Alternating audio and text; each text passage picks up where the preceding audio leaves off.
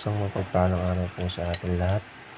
Ang nagpatawas po, tingnan ho natin sa tawas kung anong sakit ng bata.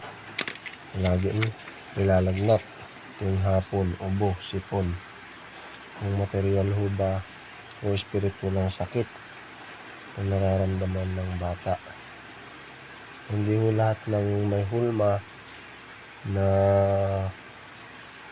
nakalagay sa ating bond paper ay puro kulam, barang o bati. Dapat po alamin din natin kung paano tumingin ng espiritual at material na sakit o mga pang-albularyong sakit o pang-ospital.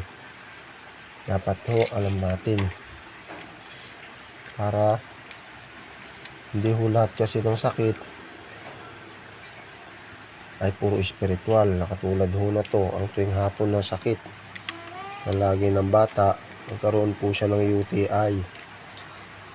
Puro lamig po ang katawan ng bata, gawa ng panahon sa ulan-ulan. God bless po sa atin lahat.